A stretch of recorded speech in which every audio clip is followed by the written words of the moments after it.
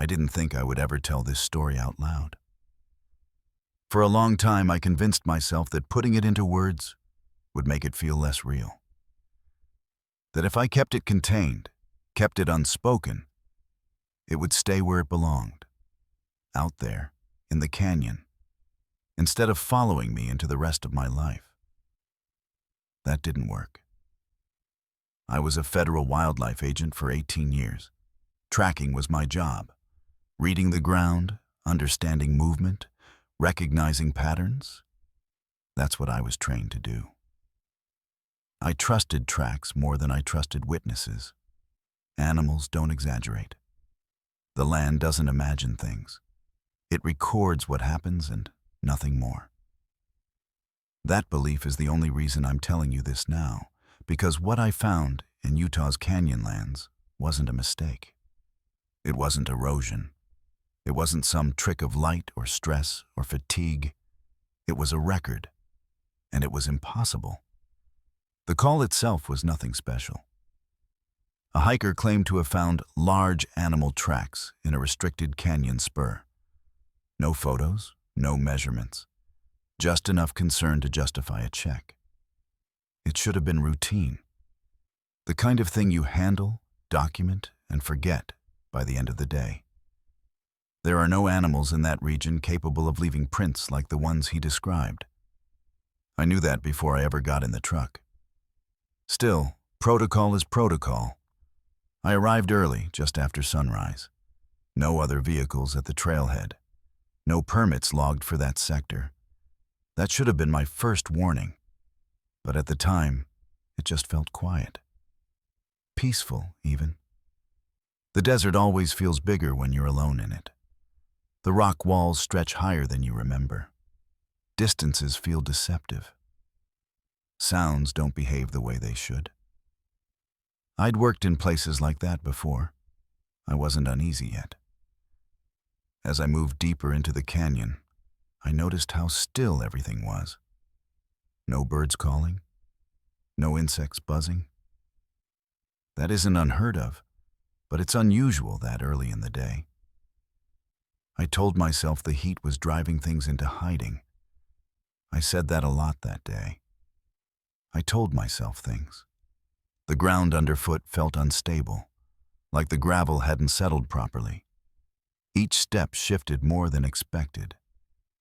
It gave me the sensation that I wasn't walking on something solid, but on a surface still deciding what shape it wanted to hold. That's when the phrase started repeating in my head. Not real. Real. Not real. I didn't know why. It didn't feel like fear. More like my mind checking itself. Testing boundaries. When I reached the coordinates from the report, I saw the tracks immediately. They were clear. Too clear. Pressed deep into dry sediment that shouldn't have held an impression like that. The edges were sharp, not crumbling, as if the ground had been compressed carefully rather than struck with force. I knelt beside the first print and just looked at it for a long time. It wasn't shaped like any animal I knew. Not mammal, not reptile. The weight distribution didn't make sense. The heel, if you could call it that, was deeper in some impressions, lighter in others, without any corresponding change in stride. The spacing between prints was wrong, uneven in a way that didn't suggest injury or speed. It suggested hesitation, like whatever made them wasn't sure where to step next. I took photos, measurements, notes, all the things I'd done 100 times before. My hands were steady, my breathing was calm. That's the part that bothers me the most now. I decided to follow the tracks for a short distance, just enough to see where they led. If they were real, they would move toward cover or elevation. Animals don't wander in circles without a reason. The track line curved gradually at first, nothing alarming. But after about 30 yards, I realized something was wrong. I could still see the starting point. Not behind me, not off to the side, in front of me. The path bent back toward itself in a wide arc, tightening as it went, until the impressions formed a loose circle. I stood there, turning slowly, trying to understand how that was possible without the terrain changing. It hadn't. I walked back to the first print. That's when I saw the new ones. Fresh impressions overlapping the originals. Sharper, deeper, closer together.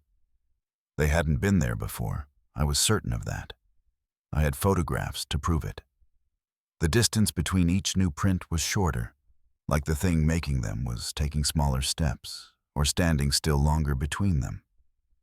I felt pressure in my ears, like altitude change without the climb.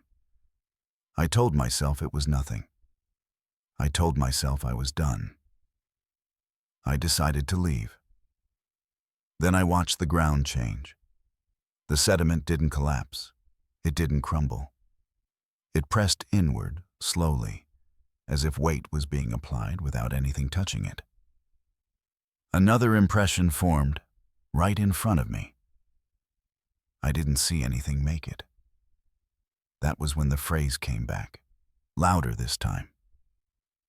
Not real. Real. Not real. I stepped back. The impression was already there. I turned toward the trailhead, convinced that whatever this was, distance would fix it. Space would make it reasonable again. I was wrong. But that part comes later. This, right here, was the moment everything stopped behaving the way it should have. And I was still standing in the middle of it. I stood there longer than I should have. I know that now. At the time, I told myself I was just processing what I'd seen, that I needed a clear head before moving, that rushing out of unfamiliar terrain was how people got hurt. The truth was simpler. I didn't want to turn my back on the tracks. There's a feeling you get when you're being watched that doesn't come from your eyes. It comes from your body, from the way your shoulders tense without instruction, from the way your feet want to plant themselves instead of stepping forward. That's what I felt standing there, staring at impressions forming where nothing stood. I took another step back. The ground didn't change this time. No new print appeared. That should have reassured me. Instead, it felt like hesitation, like something deciding whether to continue. Not real, real, not real. I turned and started toward the trailhead. At first, everything seemed normal again. The canyon opened slightly, the walls pulling back just enough to let in more light. My footsteps sounded the way they should. Gravel shifted, settled. The desert felt like the desert again. That's how it works, I think. Whatever it was, didn't rush. It let me calm down. I walked for several minutes before I noticed the first problem. I didn't recognize the terrain. That may not sound alarming, but it was. I pay attention to land the way some people pay attention to faces. I memorize shapes, angles, patterns. I could walk a canyon once and navigate it again years later. But this stretch felt unfamiliar. The rock formations were wrong. Subtle differences, but enough to matter. A bend in the path I didn't remember taking.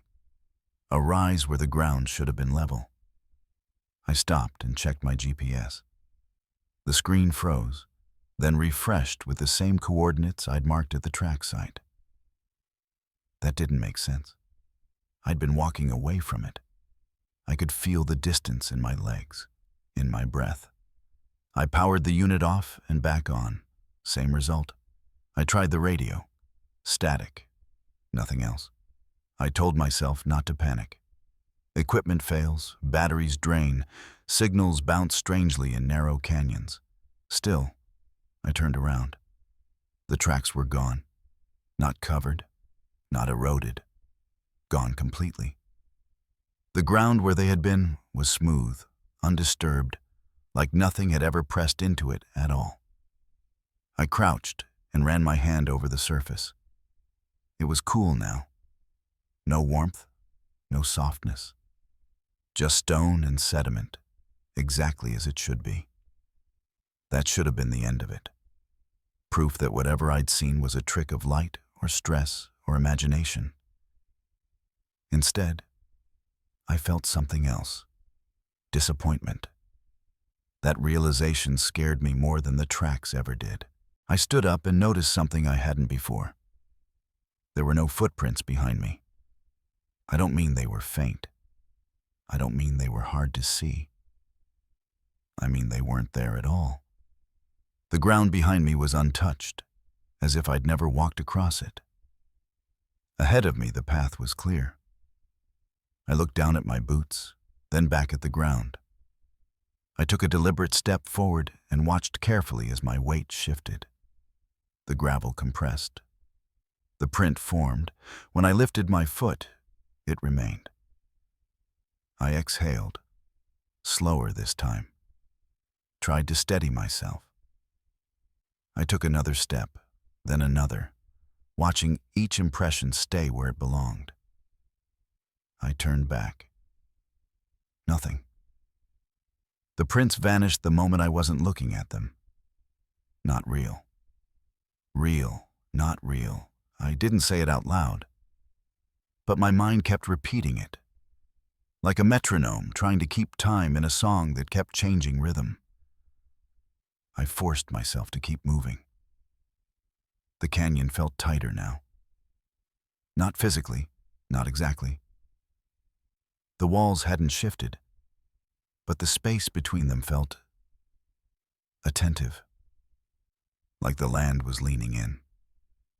I started noticing marks on the rock faces.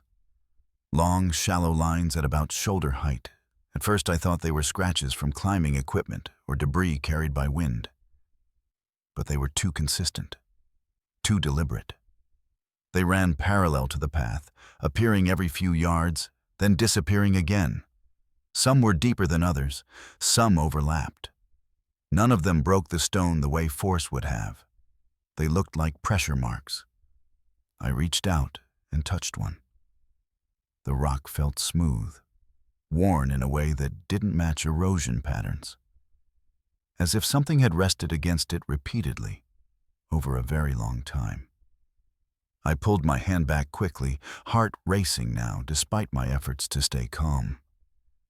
That was when I heard it. Not a sound exactly, more like the suggestion of one. A sense that something was moving just out of sync with me. That if I stopped, it would stop too. I didn't stop. I walked faster, then faster still, until I was nearly jogging. My breath came harder. Sweat soaked into my shirt. The canyon didn't change. The GPS still showed the same coordinates. I checked the time. It hadn't moved. The digital display glowed back at me, frozen on a minute that refused to pass. I tapped the screen. Nothing. That's when the thought finally surfaced, fully formed. I wasn't lost. I was being kept. The ground ahead of me showed impressions now. Not mine, not animal. The same wrong spacing, the same uneven depth.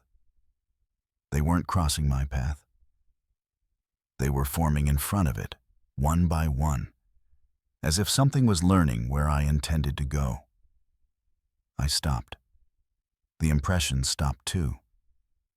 We stayed like that for a long moment, facing each other across a few feet of empty ground. I don't know what would have happened if I'd spoken, or run, or turned around.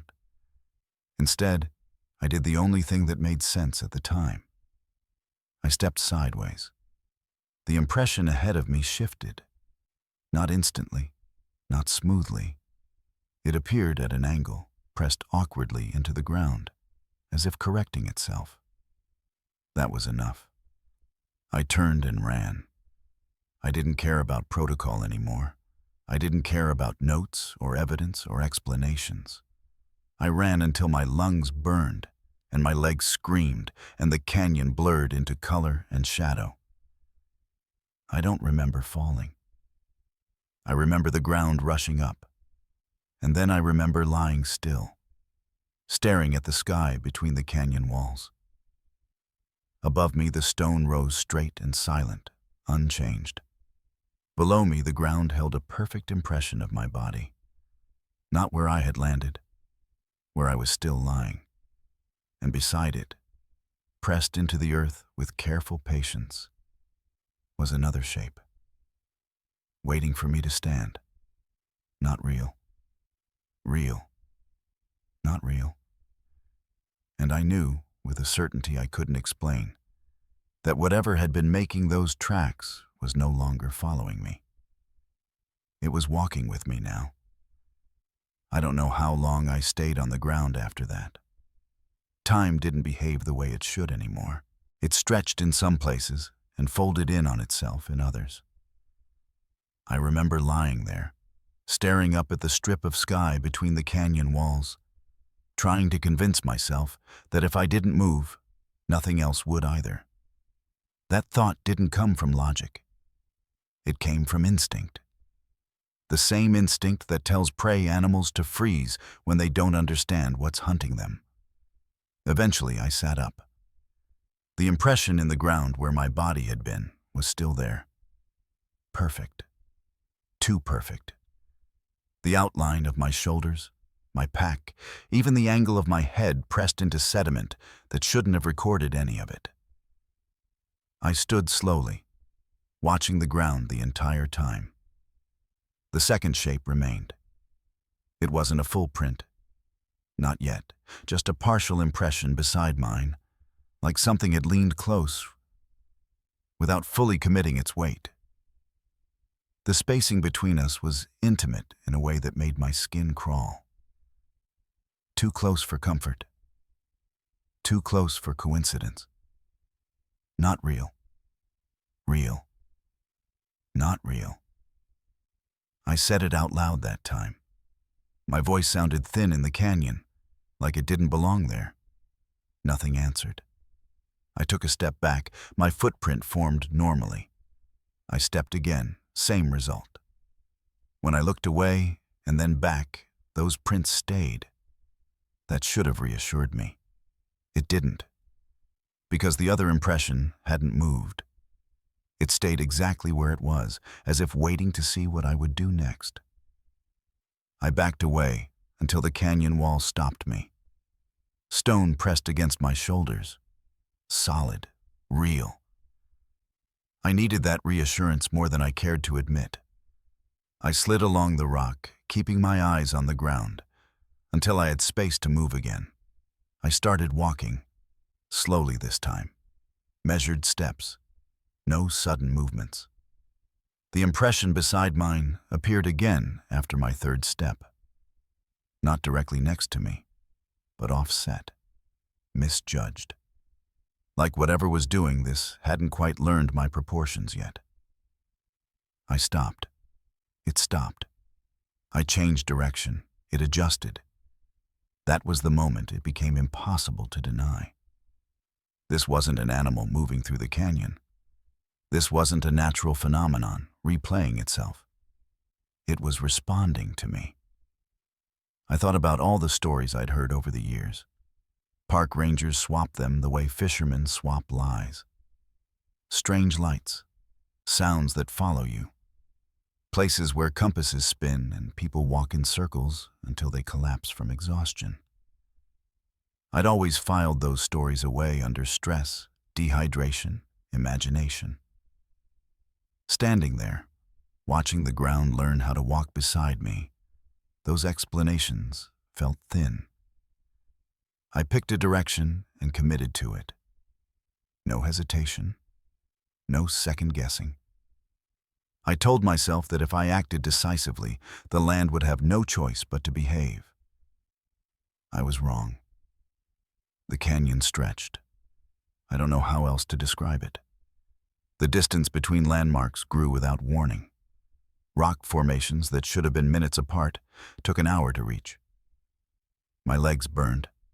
My throat went dry. The sun refused to shift in the sky. Every time I checked my watch, it showed the same minute. The tracks stayed with me. Sometimes they lagged behind. Sometimes they crept ahead. Once, I could swear they crossed over mine, stepping where I had already stepped, correcting my path slightly. That was when I stopped trying to understand and started trying to survive. I veered toward higher ground, scrambling over loose stone and narrow ledges. The terrain became difficult enough that I hoped it would slow whatever this was. The impressions faltered. Their spacing became erratic again. One appeared too far to the left, another too deep, like a misstep. For the first time since this started, I felt a flicker of hope. I climbed higher. The canyon floor dropped away beneath me, opening into a wider basin. Wind moved freely here. The air felt less heavy, less attentive. I looked back.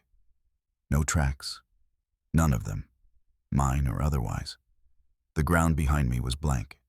I stood there, chest heaving, waiting for the relief to set in.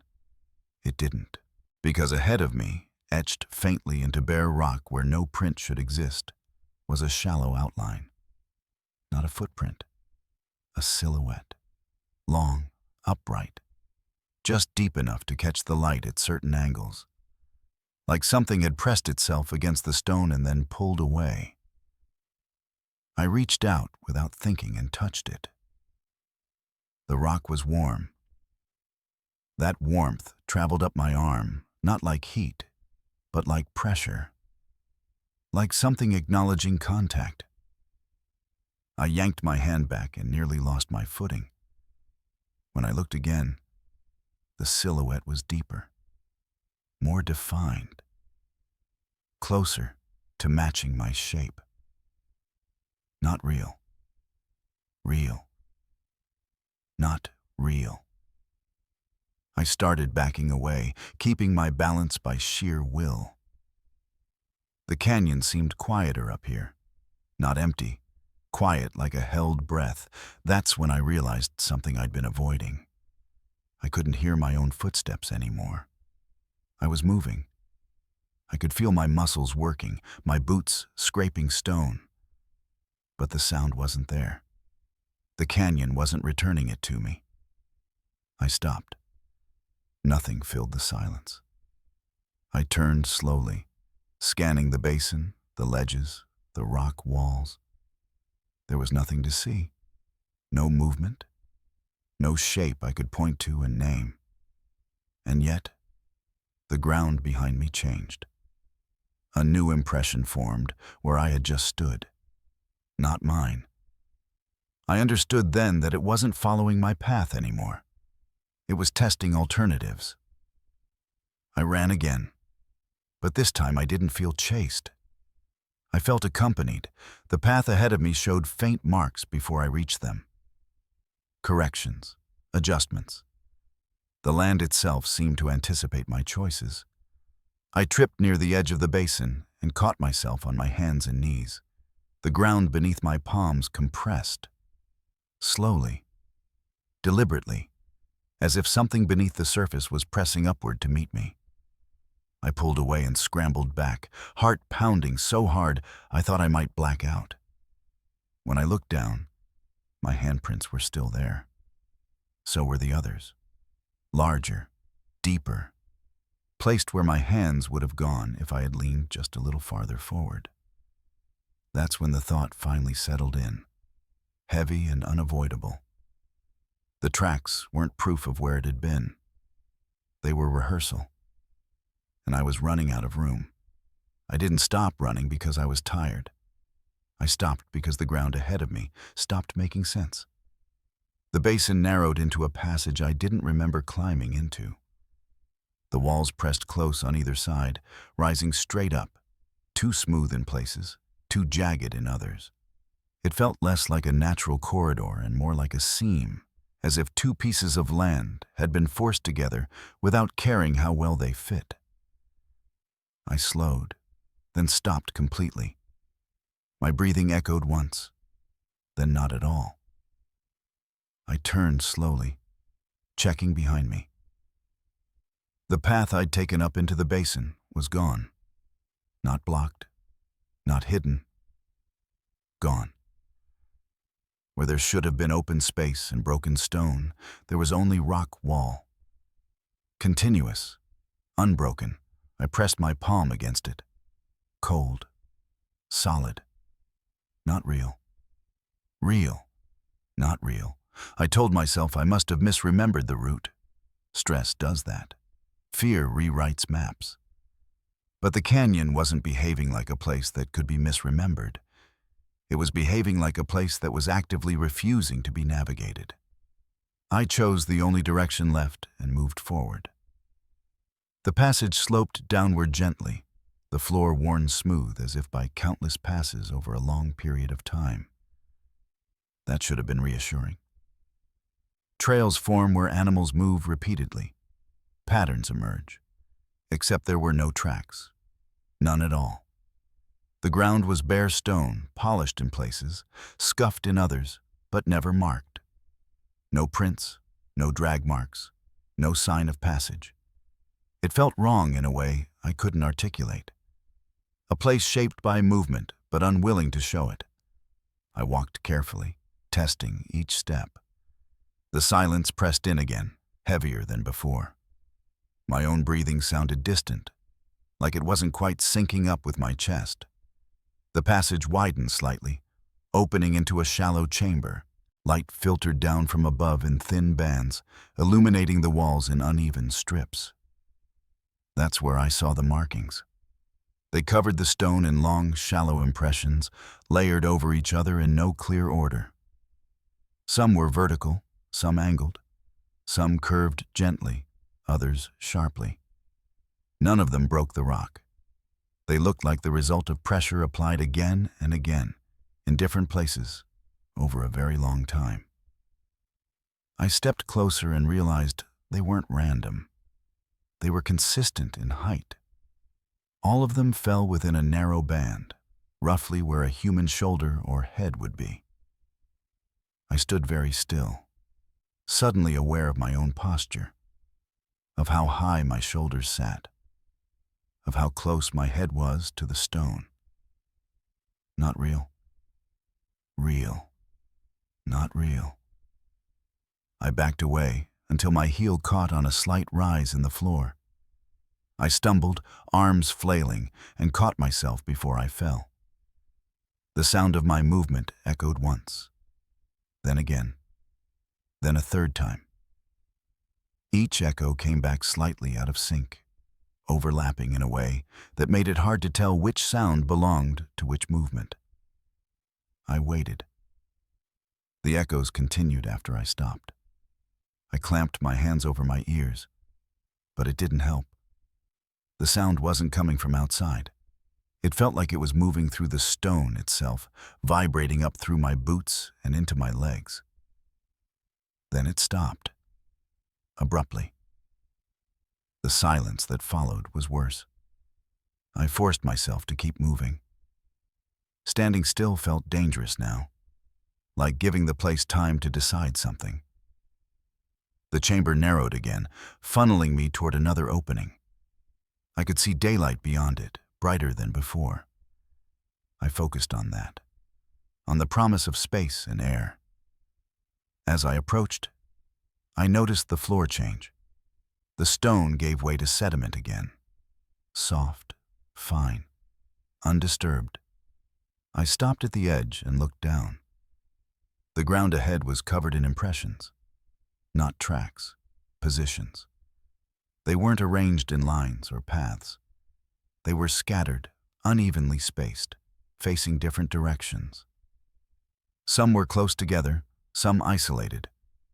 All of them were the same size, human-sized. They looked like places where something had stood for a long time.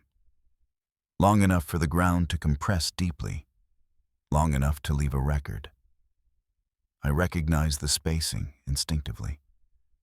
It was the distance people leave between themselves when they don't know each other, when they're waiting, watching. My mouth went dry. I took one step forward. A new impression formed at the edge of the cluster. Fresh, clean, not mine. I stepped back. It remained.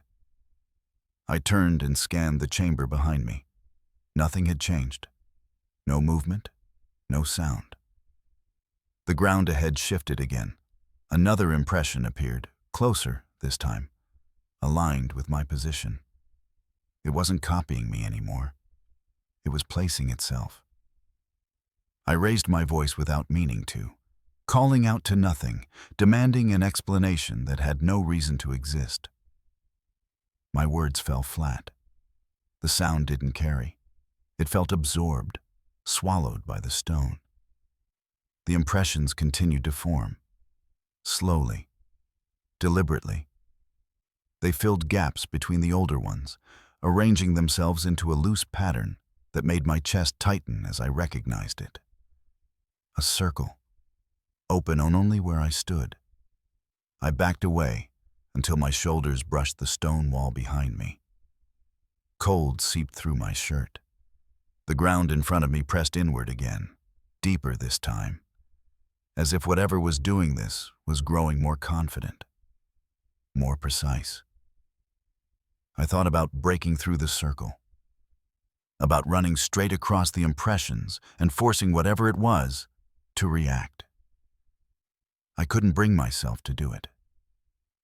Something about the way the marks were arranged made it clear that movement was expected, anticipated, tested.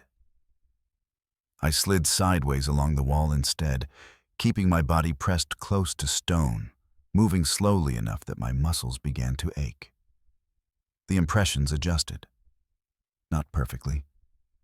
There was a lag now, a hesitation. I took advantage of it, quickening my pace just enough to create uncertainty. The circle broke. Impressions appeared out of alignment, some too far apart, some overlapping awkwardly. The pattern lost cohesion. I slipped through the opening and ran. The passage beyond twisted sharply, dropping into shadow. I didn't slow down. I didn't look back. I ran until my lungs burned and my legs shook and the world narrowed to the next step, the next breath. When I finally collapsed against a rock wall, gasping, I dared to turn. The passage behind me was empty. No impressions, no movement, just stone and shadow.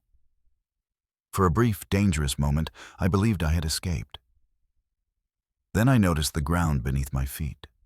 A single impression had formed where I stood, perfectly centered, balanced, as if something had arrived at the exact same moment I had. Not real, real, not real. And I understood that whatever this was, it wasn't lost in the canyon. It was learning how to stay with me. I didn't move right away. I stood there, staring at the impression at my feet, trying to understand how something could arrive without crossing the space in between. There was no trail leading to it, no disturbance in the sediment, just a single, clean depression in the ground, exactly where I was standing. I lifted my foot slowly. The impression remained. I shifted my weight to the other foot. A second impression formed beside the first. Not mine. That was when the panic finally set in. Not the sharp, explosive kind you expect, but something colder, heavier. A certainty that settled into my chest and refused to move. I wasn't being followed anymore. I was being mirrored. I took a step forward. The ground behind me pressed inward. I took another step, and another impression appeared ahead of me, slightly off, like a delayed correction. It wasn't just copying where I had been. It was trying to predict where I would go. Not real. Real. Not real. I started walking in irregular patterns, changing direction without warning. The impressions struggled to keep up. Some appeared too far to the left. Others overlapped clumsily. For the first time since this began, it felt imperfect, fallible. That gave me hope. I moved faster, zigzagging through the passage, scrambling over uneven stone. The canyon widened again, opening into a stretch of land I recognized. A long, sloping corridor that led toward a known exit point. I'd mapped this area before. I knew where it went. The ground here was packed hard, mixed with stone and sand. It should have been difficult to mark. The impressions appeared anyway. They were deeper now, more confident, as if the surface didn't matter anymore. I stopped abruptly and turned around. For the first time, I thought I saw it. Not clearly, not fully. Just a distortion in the air, like heat rising off rock, but upright. Tall, still. I blinked, and it was gone. The impressions, however, remained. They circled the spot where I thought it had been standing. Not tight, not aggressive, just present, observing. I backed away slowly, keeping my eyes on the empty space where I'd sensed it. My foot caught on a stone, and I stumbled. The ground surged upward. That's the only way I can describe it. Multiple impressions formed at once. Too many, overlapping and crowding together.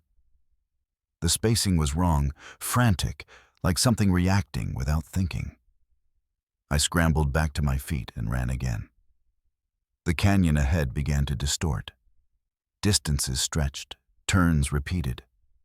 I passed the same rock formation twice, then 3 times, each from a slightly different angle.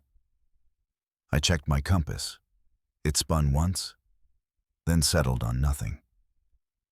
I stopped checking my equipment after that. The sense of being accompanied returned, stronger now. Not chasing, not threatening, just present, matching my pace, adjusting when I adjusted. At one point, I slowed to a walk, exhausted, and the impressions slowed with me. When I stopped, they stopped. I laughed then. A short, sharp sound that surprised me. The situation was impossible, absurd, the kind of thing that only happens in stories told around campfires. The ground in front of me pressed inward, closer than before. The laugh died in my throat. I started talking out loud after that.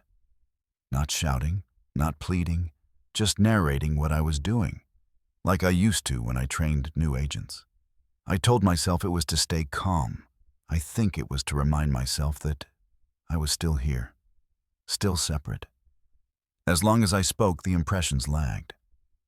They didn't disappear, but they hesitated, like sound interfered with whatever process was happening. When I stopped talking, they corrected themselves. I kept speaking. I described the canyon walls, the ground beneath my feet, the sky above. I recited facts about the park, about the geology, about the wildlife that should have been there. The land listened. The impressions continued to form, but more slowly now, as if constrained by something I couldn't see. I reached a narrow ledge overlooking a drop into shadow. The path ended there. No way forward. No safe way down. I turned back. The corridor behind me was filled with impressions now. Not rushing, not closing in, waiting. They weren't arranged randomly anymore. They formed a loose approximation of my path, but wider, taller, stretched. Like something trying on my shape and finding it almost fits. Not real. Real. Not real. My voice cracked as I kept talking, the words losing meaning as I repeated them. My throat burned. My head ached. I realized then that I couldn't keep this up forever. Eventually, I would have to stop. And when I did, whatever this was would finish learning. I sat down on the ledge, legs dangling over empty space, and stared at the canyon floor far below. The height made my stomach churn, but it also offered something else. An absence of ground. No surface meant no impressions. I leaned forward, peering down into the shadow, and felt the presence behind me hesitate. The impressions stopped forming. For the first time in hours, nothing changed. I took a slow breath, then another. The silence stretched. I shifted my weight slightly, testing. Nothing. I turned my head just enough to glance back. The corridor was empty, no impressions, no marks, just bare stone. I let out a shaky breath and laughed again, longer this time, relief flooding through me so fast it made me dizzy. I stood up. The ground beneath my feet pressed inward immediately. Not one impression, many. They formed all at once, deep and confident, surrounding me in a tight circle, closer than ever before, as if whatever had been learning from me no longer needed to observe. It was ready to move, and I realized, too late, that the ledge hadn't scared it away. It had only shown it another option. I froze, not because I didn't know what to do, but because I knew exactly what would happen if I chose wrong. The impressions around me were too close now, too precise. They weren't testing anymore. They weren't correcting themselves. They were settled. I stood in the center of them, every muscle locked, afraid that even shifting my weight would trigger something I couldn't undo. The canyon felt different here, not quieter, heavier, like the air itself had thickened, resisting movement. I tried to slow my breathing, in through the nose, out through the mouth, the way I'd trained myself to do in dangerous situations. My chest rose and fell, my heart hammered anyway. Not real. Real. Not real. I took a step forward. The ground ahead of me pressed inward instantly, forming a new impression before my foot even touched down. Perfectly aligned. Confident. I pulled back. The impression stayed. That was when it finally sank in. Whatever this was, it no longer needed me to show it how to move. It had learned enough. I turned slowly, scanning the circle. There was still nothing to see, no shape, no outline, just empty air and stone. And yet, the space felt occupied, like standing too close to someone in the dark. I forced myself to move again, this time stepping sideways, then back, then forward in quick succession. The impressions responded, but not immediately. There was a delay now, a fraction of a second where nothing happened. I used that. I broke into a run, darting toward the narrowest part of the canyon wall. My boots scraped rock as I squeezed through a gap barely wide enough for my pack. The stone tore at my sleeves, skin burning as I pushed through. The impressions lagged behind. For a moment there were none. I didn't stop. I didn't look back. I ran blind, hands outstretched to keep from slamming into stone, breath tearing at my throat. The canyon twisted sharply, then opened again into a long descent. Loose gravel slid under my feet, carrying me faster than I intended. I half ran, half fell down the slope, barely managing to stay upright. At the bottom, I collapsed against a boulder, gasping. The ground beneath me stayed still. No new impressions. I waited, counting my breaths, listening for anything that didn't belong. My ears rang with my own heartbeat. Sweat dripped into my eyes, stinging. Still nothing. I allowed myself to hope again.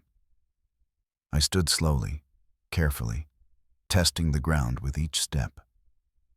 My footprints appeared as they should and stayed where they were.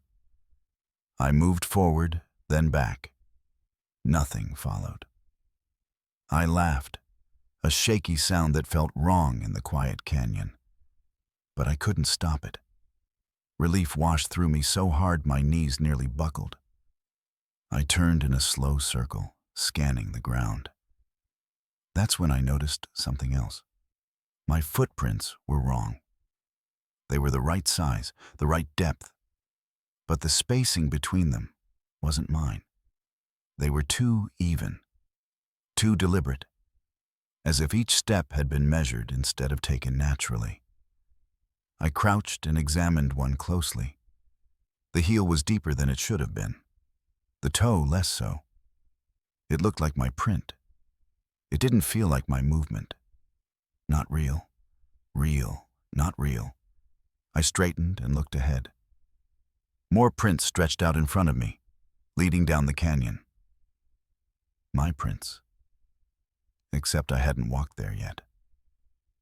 They led forward, curving gently toward a bend in the canyon, disappearing from sight.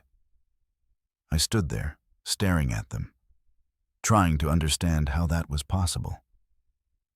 I hadn't been down that path. I was certain of it. The ground behind me shifted. I didn't look. I didn't need to. I knew what I would see. I followed the prints. I don't know why. Fear, maybe, or resignation, or the sense that refusing would only make things worse. The path ahead felt inevitable in a way I couldn't explain. Each step I took aligned with the impressions perfectly. It felt wrong, like stepping into footprints that were already warm. The canyon narrowed again, the walls rising higher, blocking out more of the sky. The light dimmed, turning the stone a dull, muted color. The prints ahead slowed, then stopped. I stopped with them. The ground ahead was smooth and unmarked.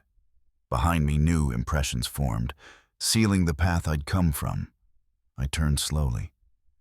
The canyon floor was filled with prints now, not just mine. Variations. Taller, wider, narrower, all arranged around me in a loose, uneven cluster. They weren't copies anymore. They were attempts. I felt something shift in the air.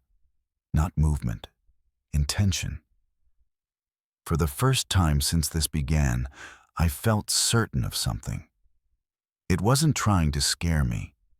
It was trying to understand how to exist the way I did. And the more time I spent there, the closer it got. I thought of the stories again, of rangers who vanished, of hikers found miles from where they were last seen with no memory of how they got there, of places people avoided without knowing why. I understood now. Those weren't disappearances. They were replacements. I backed away until my shoulders touched stone.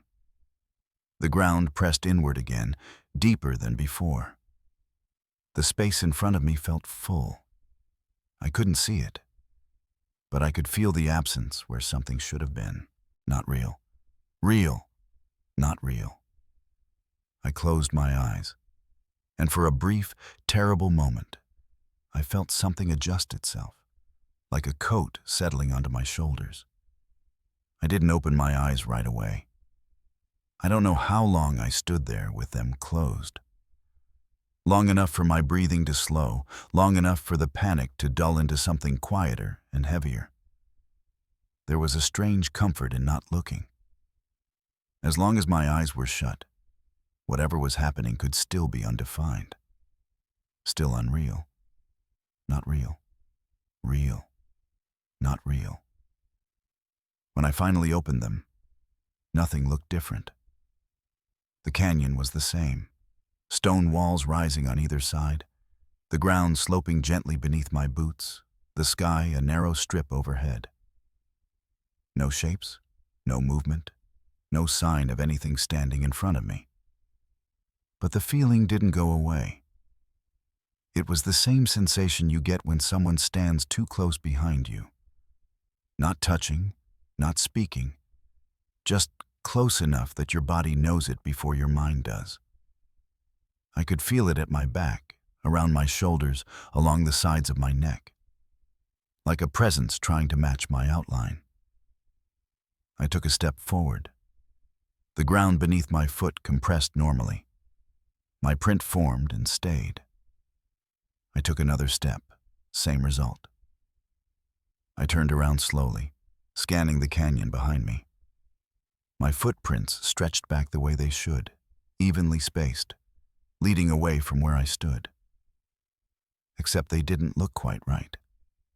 The spacing was too precise. The angle of each foot was identical. No slight variations, no signs of fatigue or imbalance. It looked like someone had placed them carefully rather than walked. I bent down and touched one. The sediment was cool, firm. I straightened and felt it again. That subtle pressure at my back, closer now, more confident. I started walking. At first, nothing happened. No new impressions appeared beside mine, no distortions in the ground. Just my steps, my breath, my movement through the canyon. That should have reassured me. Instead, it felt like a pause. Like the moment just before something commits. I walked faster. Still nothing. I broke into a jog, heart pounding, eyes scanning the ground ahead, waiting for the impressions to return. They didn't. The canyon began to widen, opening into an area I recognized. A familiar bend. A slope I'd descended countless times before. Relief surged through me, sharp enough to make my chest ache. I was close. Close to the trailhead. Close to the truck. Close to a world where things behaved the way they were supposed to. I slowed, afraid to push my luck.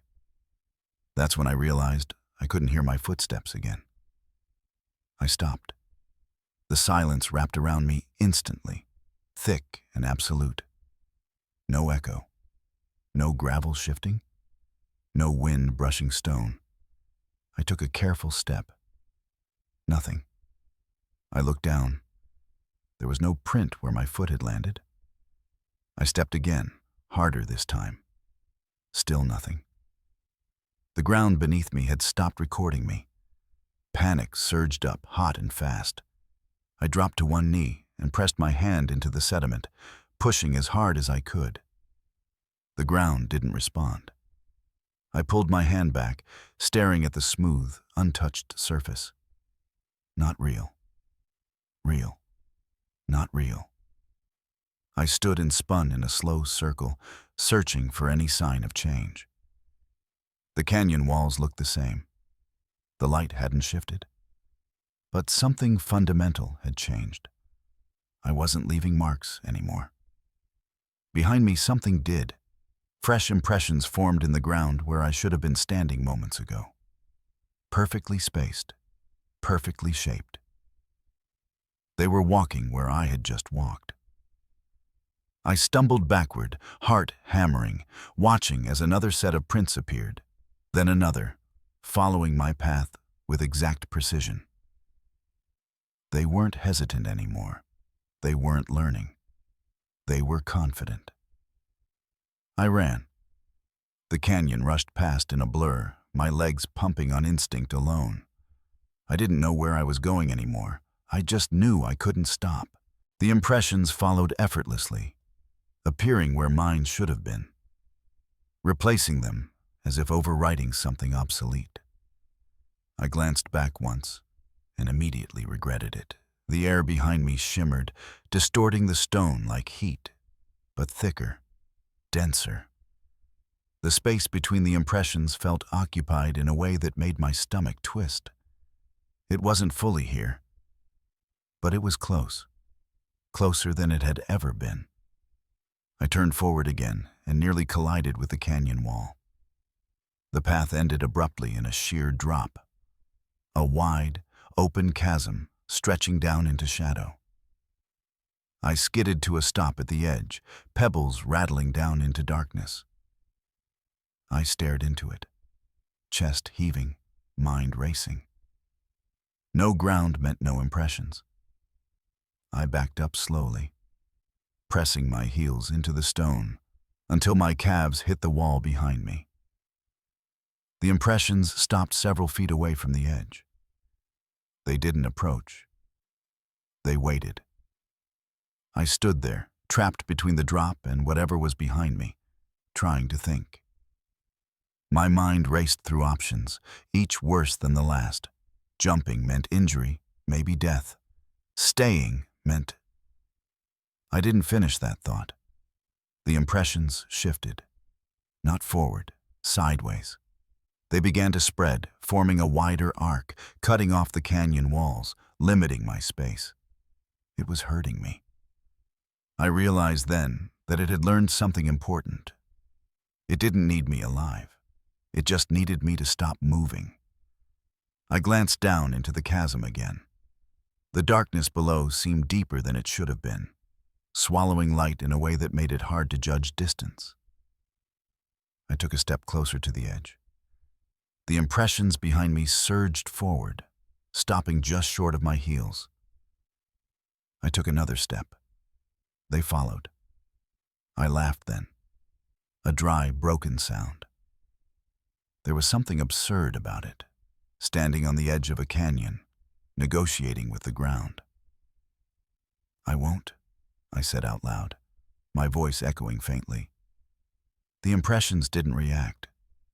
They didn't need to. I realized then that the choice had never been about escape. It was about substitution. I turned away from the edge and walked back toward the impressions. They parted. Not aggressively, not eagerly. They opened a space just wide enough for me to step into. The air there felt thicker, heavier, like stepping into deep water. My skin prickled. My ears rang. The pressure returned, wrapping around my shoulders, my chest, my spine. I felt something align. Not attach, not merge. Align. My movements slowed without my permission. My breathing deepened, syncing with something that wasn't me. I could feel the canyon differently now, not as terrain, but as shape, as structure. I knew where the ground would hold. I knew where it would give way. I knew where impressions would form. Not real. Real. Not real. The thought drifted through my mind, distant and faint, like a memory from someone else's life. I took a step. The ground pressed inward perfectly. I took another. Another impression formed beside it, slightly offset, as if correcting a minor error. I stopped. The correction stopped. I realized then that I could feel its hesitation now, its uncertainty. For the first time, I wasn't the one being studied. I was the reference. That terrified me more than anything that had happened before. I forced myself to move again, slowly, deliberately, focusing on breaking the rhythm.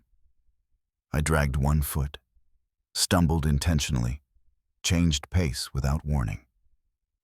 The impressions lagged. They misaligned. The pressure around me loosened, just a little. I seized on that, pushing harder, forcing unpredictability into every step. My movements became erratic, uneven, fueled by exhaustion and fear. The ground struggled to keep up. The air around me felt strained, like something stretched too thin. I reached the bend in the canyon where the trail should have been. I could see sunlight spilling through, brighter than it had been all day. I lunged forward. The pressure surged, tightening painfully around my chest and shoulders, trying to settle again. I screamed, a raw, wordless sound, and threw myself forward, breaking into a stumbling run. The canyon exploded into light. I burst out onto the trail just feet from my truck, collapsing onto the dirt, lungs burning, vision swimming. The impressions behind me faltered. They reached the edge of the trailhead and stopped. The ground there remained untouched. I lay there for a long time, shaking, staring up at the open sky, waiting for something else to happen. Nothing did. When I finally dragged myself to my feet and turned around, the canyon entrance looked normal. Quiet. Empty. No impressions, no distortions, just rock and shadow. I didn't go back in. I drove away without looking in the rearview mirror. I told myself it was over. I was wrong, because long after I left the canyon, long after the dust settled and the fear dulled, I noticed something that still hasn't gone away. When I walk now, on sand or snow or soft earth, my footprints don't always match my steps. Sometimes they're too even. Sometimes they hesitate when I don't.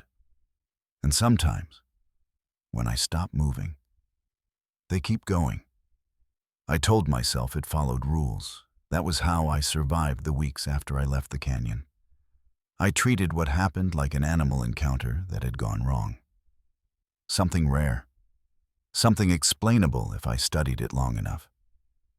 If I could just understand the conditions, the triggers, the boundaries. Rules mean control. But this wasn't an animal, and it wasn't a phenomenon. It was a process. At first, life went back to normal in small, convincing ways. I filed my report, sanitized, incomplete, stripped of anything that sounded unstable. Equipment malfunction, disorientation, environmental stress, no evidence found. Case closed. They accepted it without question. I took leave after that, told everyone I needed time off. No one argued. People in my line of work learn not to ask too many questions when someone comes back quiet. For a while, I believed I'd gotten away with it. The first sign that I hadn't was subtle. I noticed it on a beach, weeks later. I was walking along the shoreline, trying to clear my head, watching the waves erase my footprints as fast as I made them. It was calming, reassuring. Then I stopped, and the prints ahead of me remained. Not mine, not fresh, just faint enough to notice if you were paying attention, leading forward, away from where I stood. I laughed it off. Fatigue, stress, memory playing tricks. Not real, real, not real. I kept walking. The next time it happened was in snow. A light dusting overnight, untouched and clean. I stepped outside and paused on the porch, looking out over the yard.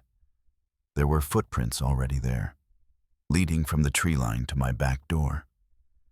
They stopped right at the edge of the concrete. I stood there for a long time before I opened the door. Long enough for the cold to seep into my bones. Long enough to convince myself that if I didn't acknowledge them, they wouldn't matter. They were gone by morning. After that, I stopped trusting ground that could remember me. I moved to a city.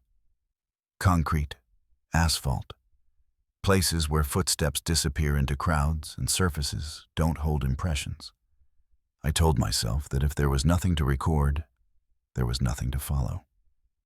That worked for a while, but the thing about cities is that they're full of reflections. Windows, polished floors, darkened glass at night. I started catching glimpses of movement that didn't line up with my own. A step out of sync. A pause that lingered too long. Always just at the edge of my vision. Never enough to prove anything. Not real. Real. Not real. I stopped hiking. Stopped walking anywhere unfamiliar. I kept my routines tight and predictable. Same routes, same timing, same movements. I thought unpredictability had helped me escape in the canyon. I was wrong. Unpredictability only taught it how to adapt. It learned faster when I changed. It learned best when I stayed the same. The dreams started about 6 months later. I was always standing still in them. Never running, never hiding, just standing on open ground while impressions formed around me, careful and precise. In the dreams, I could feel the pressure again, settling over my shoulders, aligning with my spine. In the dreams, it fit better every time. I started waking up exhausted, like I'd been walking all night without moving an inch. I stopped sleeping on anything soft. Beds remember too much. I know how that sounds. I know what it looks like from the outside. I've evaluated people in the field who talk this way, who found meaning in patterns that weren't there. The difference is that their stories didn't leave marks. Mine did. I started checking my shoes obsessively, measuring wear patterns, watching how the soles compressed over time. Sometimes the wear didn't match how I walked. Sometimes it was heavier on one side, as if someone else was putting weight through them. I threw away more pairs of boots than I can count. It didn't help, because the real change wasn't happening in my gear. It was happening in me. I began to anticipate ground differently. I could tell when a surface would give way before I stepped on it. I knew where impressions would form deepest. I adjusted my gait without thinking, compensating for things I couldn't see.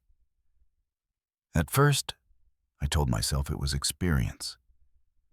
Then I realized I was moving more efficiently than before. Smoother, more deliberate, like I was practicing. The day I quit the agency, I didn't give a reason. I didn't need to. I could feel myself slipping into something that no longer belonged behind a desk or in the field.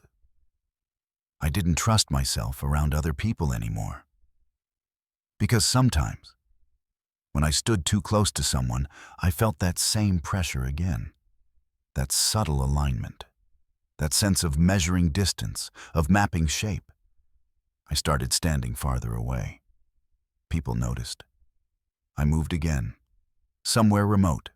Not wilderness, never that again, but isolated enough that I wouldn't leave many impressions behind. I record this now because I've started losing time. Nothing dramatic. Just moments. Minutes where I realize I'm standing somewhere I don't remember walking to.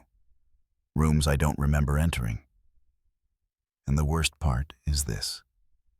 The ground always knows where I've been, even when I don't. Yesterday, I found a line of impressions leading from my front door into the yard. The soil was dry, untouched otherwise. The spacing was perfect. Too perfect. They didn't hesitate. They didn't adjust. They walked like something that finally understood how. I stood on the porch and watched them disappear into the grass, each step confident, measured, familiar. They looked like mine. I didn't follow them. I came back inside and started recording instead. Because I think that's what it wants now. Witness. Recognition. I think the canyon was never about trapping people. It was about observation, about refining a process, about learning how to exist where it shouldn't. And I think it doesn't need the canyon anymore. It has references now. It has practice. It has me. Not real. Real. Not real. If you're listening to this and thinking I sound calm, understand that calm is all I have left. Panic feeds it. Fear teaches it. Movement gives it data. So I stay still when I can. I walk carefully. I avoid soft ground. And I try not to think about the fact that sometimes, late at night, I can feel it standing just behind me, testing my posture, adjusting its balance, preparing for the day it doesn't need me anymore. Because when that happens, when it no longer needs a reference, I don't know which of us will keep leaving tracks, or which of us will finally disappear. And if you're hearing this, if this story feels familiar, if you've ever seen impressions where nothing should have stood, then you already know. It doesn't follow everyone, only the ones who notice, only the ones who understand how the ground remembers. And once you understand that, it understands you too. You don't believe me? That's okay. I didn't either, at first.